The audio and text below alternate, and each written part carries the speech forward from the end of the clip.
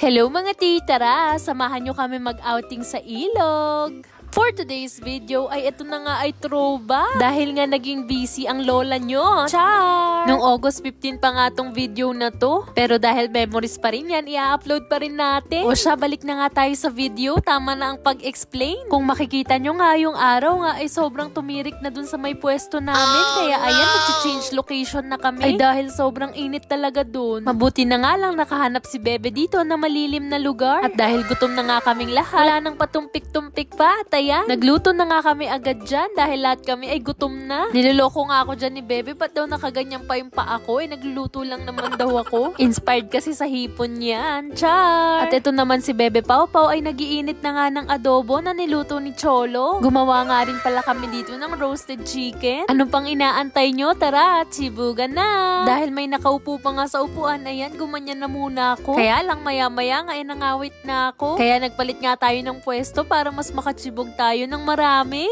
Char! Buti na nga lang ay may dala si mama ng longganisa galing sa Costco. Sobrang sarap talaga niya. Kaya maya nga habang kumakain kami, may nakita kami ditong babae. Nagulat nga ako dahil biglang sumigaw tong pamangkin ko.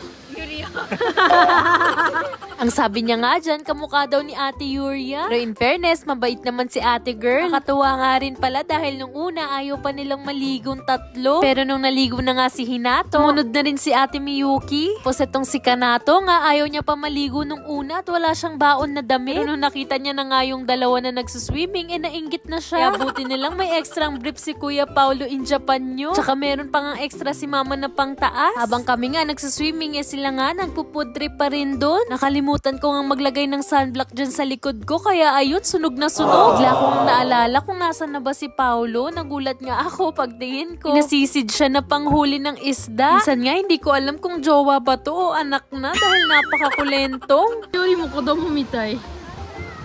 Wow! Kodomo. Oh, di ba pinagmamalaki niya pa nga kung ano man yan yung nakuha niya? Parang bata talaga. Pinaahon ko na nga pala muna sila Miyuki dyan dahil 3 oras na ata silang nagsiswimming. Sinabi ko nga pag hindi kumain, uuwi na kami. At ayun nga, effective naman dahil napaahon ko sila. Masarap. Ano to? Sarap. Maya-maya nga hinanap ko si Cholo at nagulat nga ako ando sa gilid natutulog. Di nga si Bebe nawawala. Nagulat ako, nakikikapit bahay na naman. Itong araw nga na to, nagulat nga kami at may nakakakilala na nga kay Pau in Japan. Shoutout po kay Ate Michelle na nag-approach sa amin at nagbigay pa ng mga drinks. Salamat po. Sana nga at mas dumami pa kayo. Char! Nga rin pala tayong nakita ditong kabayan natin na tumatalon kaya chineer natin.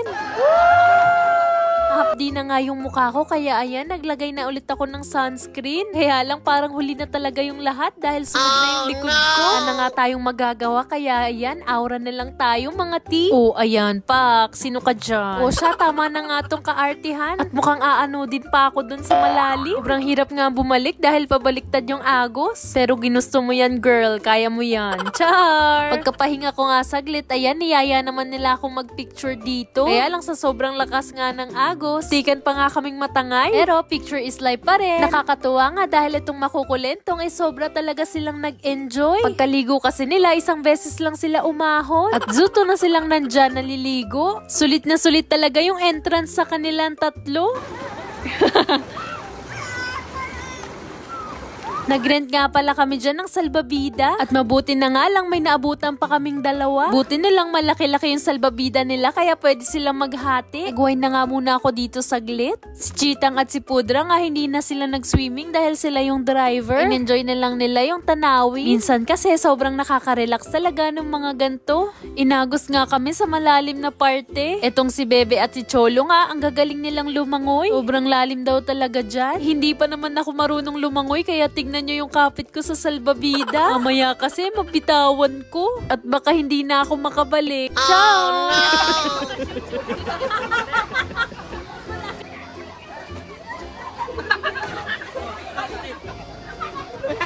Hindi ko nakita yun ah! Hindi ko nakita!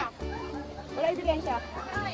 Minsan talaga masarap din talagang mag-unwind. Sobrang sarap nga. Tignan nyo naman yung tulog ni Pau in Japan. Ay hala, nagising. Ginatulog ka na ulit dyan. Char! Pero mas masarap nga yung ligo nito ni Pogi dahil sumobra na ngang itim niya. From mistiso, naging moreno na nga. Good luck talaga sa sunburn natin. Yun lang for today's video. Thank you for watching. I hope you enjoyed this vlog. それじゃあまたね。バイバイ。